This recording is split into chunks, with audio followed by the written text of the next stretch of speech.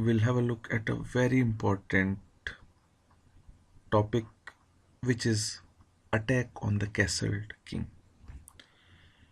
An attack on the king is one of the basic skills a player can acquire, and in this chapter, I'll take you through, I'll make you aware of a few piece combinations that can be used to attack the king when it is castled. If you remember this combination of pieces, you'll be able to use these patterns in your games and give checkmates to your opponents. We'll start with the position in hand.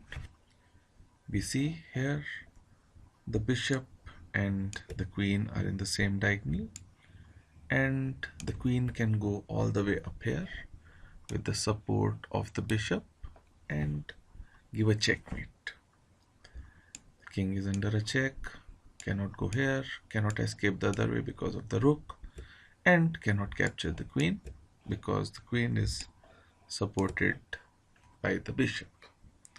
This is one of the most common ways to target the castled king by giving a checkmate.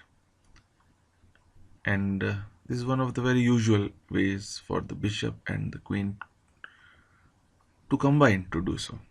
We'll have a look at some more very common formations. Here again we see the bishop and the queen combining to force a checkmate. Queen can go here with the support of the bishop, and the king has no escape. The queen cannot be captured because of the support of the bishop.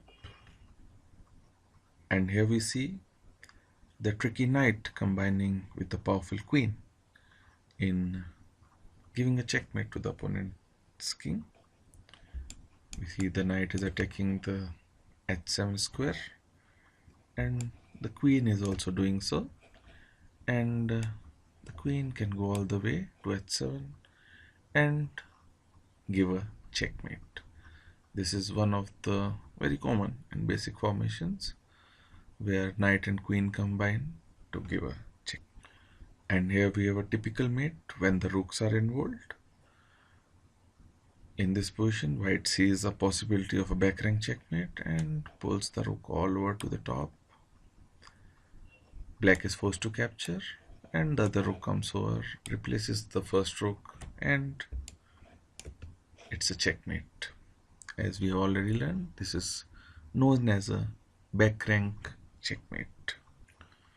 Here we see the small pawn on h6 lending a helping hand to the white queen here in delivering a checkmate like this. The queen goes forward supported by the pawn on h6, and the game is over for black. Here again we see the queen and the bishop combining. We notice the bishop cannot be captured because of the absolute pin. The pawn moves and the black king is left under a check, and as such the pawn can't move, and queen can go ahead to capture the g7 pawn with the support of the bishop on h6, and it's a checkmate. These are very common formations. These are the themes which, if you see the opportunity, can happen in your games and will help you to win many chess games.